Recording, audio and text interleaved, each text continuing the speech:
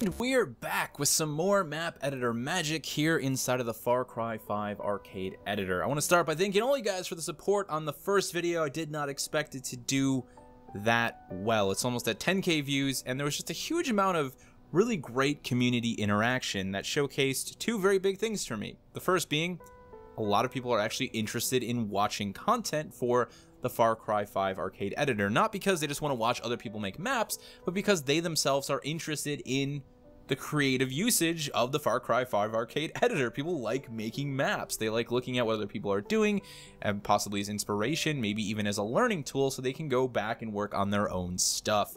There really is a fantastic community mindshare already happening with the editor. A lot of people making content on YouTube, guides, tutorials, speed builds, people doing little challenge videos and stuff like that. Ian did one over at Eurogamer that I think really showcased the editor very well. And just in general, there's like a huge community behind the editor already, and that's really wonderful. I think it really shows what happens when Ubisoft gives us not just a great editor, but a platform on which we can then share that content. People are suddenly far more interested in making content, and I've had a lot of people just be like, this is like adult Legos, this is so fun. And I love seeing so many people creatively invested, really utilizing their imagination, just building maps, you know? That's the beauty of the editor. Even if I just make a bunch of maps that never get published or finished, I just like making stuff inside of the editor. Now, the second thing that showcased for me was that I need to make more of these videos. This is really exciting because I was looking for something to sort of fill a Tuesday slot here on the channel as I've pushed back into variety content. You know, we've got Mondays with Mo, we're doing Warframe on Wednesdays, we've got our more big discussion stuff Thursdays and Fridays. I was like, what can I do on Tuesdays? You know, I want something recent, I want something relevant. The editor rolled around, I'm obsessed with it, I can't get enough of it, it's just pure creative bliss, and all of a sudden, a bunch of people are actually interested in this editor, interested in content for it? Yeah. So every single Tuesday, we're going to do a new episode of what I'm going to continue to call Map Editor Magic. We might make a specific build. I even have some ideas for some 20-minute outpost challenge builds. So maybe I've got 20 minutes to build an outpost mission from scratch. There's going to be a lot of fun stuff with it. I'm really looking forward to it. Today, though, we're going to focus entirely on one very specific detail, and that is building trails or paths in a forest environment like the one you're seeing here. Now, a little bit of background history behind this map. It actually started off life as a desert map. You can see right there the time lapse for it. When I got done with it, or when I got done with the general layout, the terraforming of it, I decided that it was never going to fill my dream of it looking like a desert from Assassin's Creed Origins. Just wasn't going to happen, right? It's just impossible. And so I wasn't really happy with it. I saved it as a separate map, and then I decided this would probably work better as a forest map. Let's roll out and flatten down some of these dunes. Let's cut into them a little bit. We're going to keep the same general layout, though, with the airbase and with the cliffs on one side and the forest on another, and let's really just turn this into an alpine forest and then build it from there, and that's what we have today.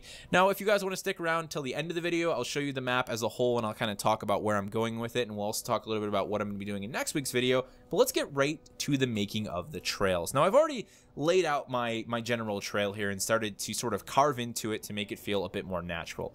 This trail is going to be doing two things for us in this mission. Number one, it's going to act as a path that leads us to a point of interest, and number two, it's going to act as a storytelling element. You can see we've got a blood trail on top of a dirt trail here, got a missing boot. That's going to lead the player down to their sort of first point of interest.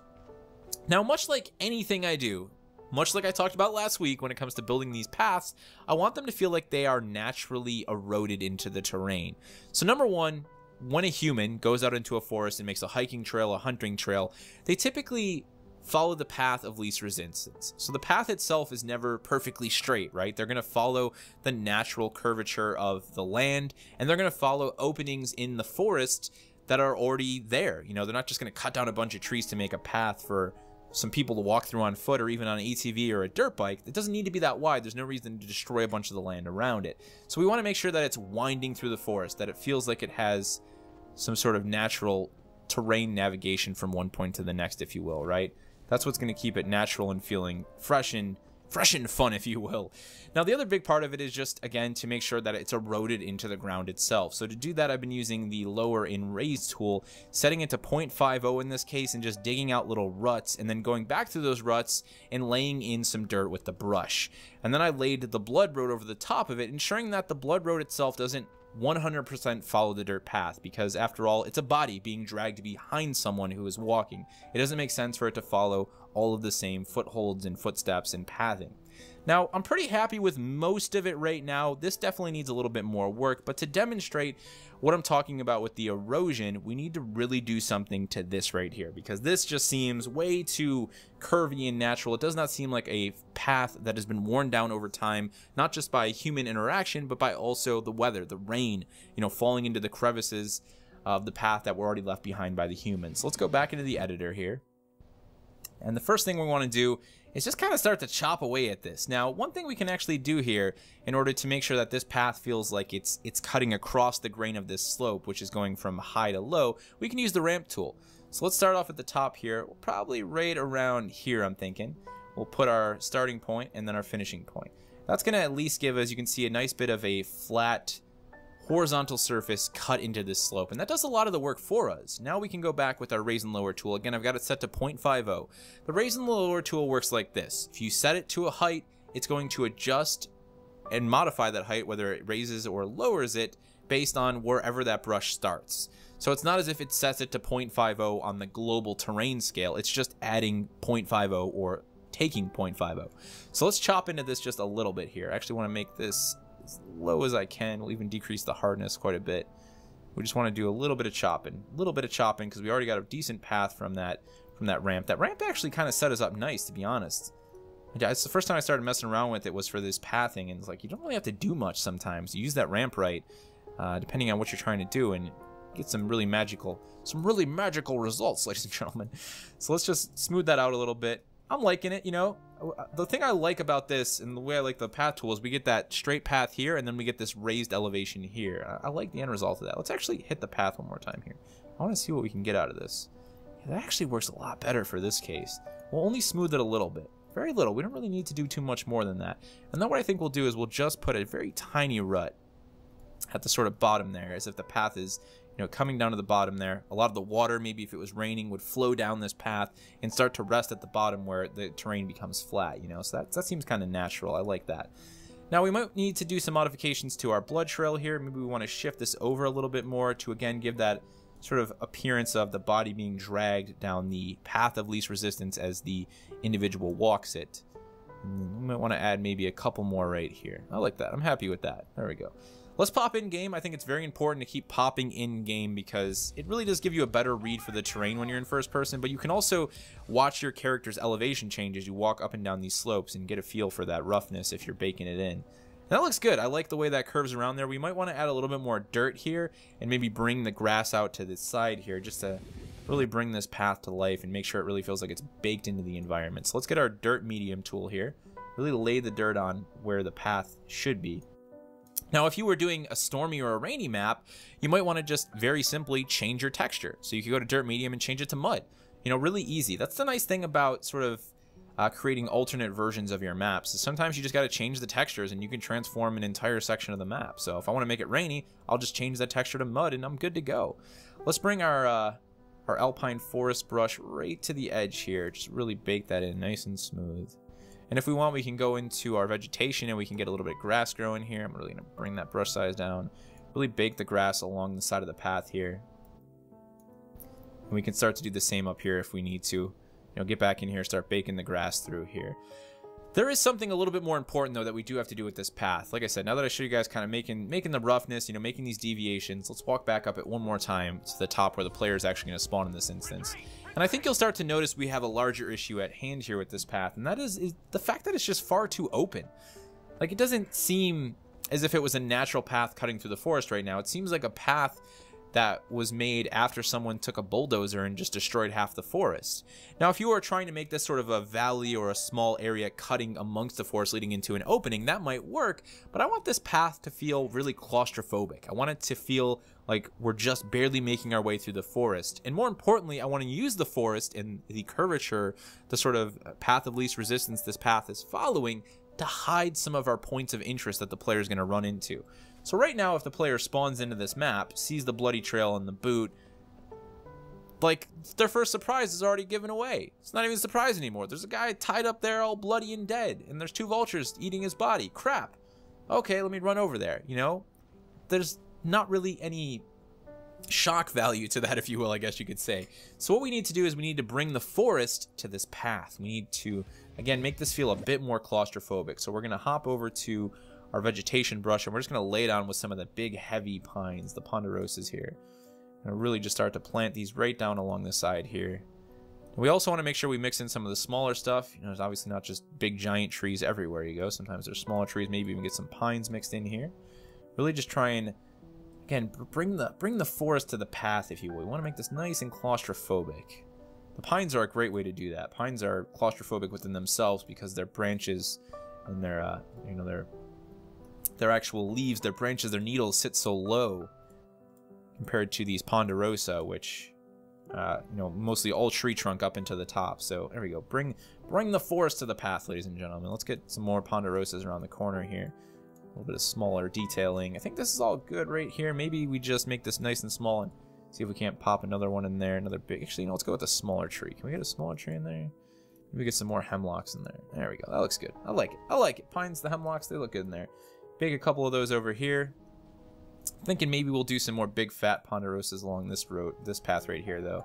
I like that too. I like the roots running into the path. We can go there and maybe buff up the terrain a little bit more here and make it look as if the terrain is, you know, kind of being forced by the vines. Just flatten that out a little bit. Now, boom, we got a nice chunk of thick vines running. Vines. They're called roots, Tony. Nice chunk of thick roots running from the bottom of the tree into our path. That looks real good. Let's see, what else? Maybe we want to bake a couple more, just little bits and pieces in here. Now, one of the ways we can do this outside of using the brush, especially if you want something that's not going to be erased if you like go over it with any other brushes, is to go into the objects menu and start to just add in, you know, actual individual pieces. So maybe at the top of our path here, maybe we want a little sapling, you know, the little sapling that could just growing right next to the path. He's looking at you and he's like, you know, welcome to my forest, guys. I may be the smallest tree in this whole damn thing, but I'm probably one of the coolest, or something like that. So now let's go ahead and spawn the player, right where we would spawn. And now we see our blood trail, and then boom, look at that. We've got all of a sudden, so much more of our future is hidden behind these trees. So now the player can start to navigate their way down here, and now it takes a little bit longer before that is revealed to them. And maybe we lay a couple heavier trees in here to even obscure this a little bit more, and that'll take us down our path though, and the whole thing just feels a bit more alive. And we can start to bake in other bushes and stuff like that too. We don't necessarily just have to rely on the trees. Maybe we go into our bushes here under nature, we start to lay in some alpine bushes along the path. You know, maybe we bake in a smaller one right here next to this tree, just kind of growing near the side of the trail there. Maybe we go back up here and we want, you know, some bigger bushes. Maybe we want to add in some bigger bushes, some aspens or something, again, to further obscure the player's line of sight as they come through here. So if we kind of look at where we are and what we're going to see when we come through here, maybe we put a nice big bush right here under these trees, right at the edge here. And that's going to even further obscure that. So if we jump into the game now it's like, even as we come up here, typically we'd have that big opening next to the tree there. Now we don't even see it. Now it's not until we turn the corner where boom, oh man, what's going on here? Quick. Can't save this guy, unfortunately, but hey, there's a stick here. Let me use that and beat this vulture to death.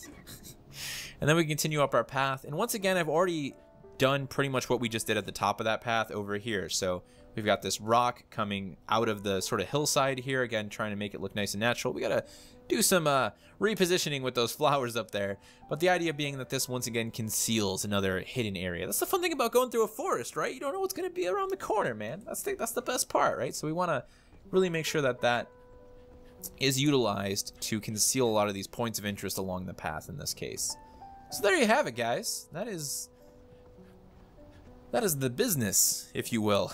That is the business that is making trails in a forest. You know, claustrophobic, making them feel natural. Again, that concept of the path itself being initially established through the path of least resistance, right? Really follow that concept. I think that leads to some really nice trails. If you have any sort of tips, any ways that you like to build out trails in forests that you'd like to share that you think could help people in building any of their trails for any of their projects, feel free to share them down in the comment section below. Let's go ahead and pull out to the top of the world here and just take a quick look at this larger map so you guys can see what we've been hiding inside of that forest. So we've got a couple key locations. Here's the larger airpost, which is the airfield. The basic story of this outpost mission is this: you wake up after being knocked out, right? You don't know what happened. You got dragged out of your home. You work here with some other people at this very remote airfield where you bring supplies to people who live in the forest. So this is your house maybe right here. You know, you've got your little lake where you fish and you hunt in this area, and you've been essentially taken over. And now all of a sudden, you know, the cultists are here and they're already establishing outposts and they've overran the base, but they didn't kill you. They thought they did. They left you in the woods to die. They murdered your friends and your family. Now you're going to get revenge on them and clear this outpost out. Now next week, we're going to work on rivers, because what I want to do with this lake right here is I actually want to build a river that connects to this lake. It doesn't make sense to me to just have a lake in the middle of nowhere. Obviously that does happen, but if these people were actually living off the land, this lake would hopefully be connected to a river so they could get sort of a natural replenishment of fish. So we're going to have the river run through the woods all the way around the back here. It's actually going to come behind our player's spawn, and then we're going to try and build a couple small streams that interact with the player's spawn to just really bring that whole area to life even more than it already is. I'm really looking forward to that. It's going to be a great lesson on building rivers and building out, you know, like rapids and stuff like that. They can be difficult and daunting because of the way the water system works in this game, but once you get a hold of them, you can build some really cool stuff. So keep an eye out for that next week. And basically, this is going to be our learning ground as we try and finish up this outpost and make it the biggest, most badass outpost mission that we possibly can. We're going to use it to learn new techniques, to perfect new techniques, or to at least find some of the best ways to execute those techniques to build out all of the wonderful details we could ever want in a forest alpine map like this one. Thank you guys so much for watching. If you're interested in checking out any of my other content, you can head over to the main channel. I've got just 5 years worth of goodness if you want to roll back on, plus all the stuff I've been doing recently, which includes projects like Mondays with Mo, which is a revisit to older games, Warframe every single Wednesday if you're into Warframe, and also just a slew of discussion pieces and coverage for all the other awesome stuff happening in the wonderful world of video games. May your map making be magic, and I will see you in the next one.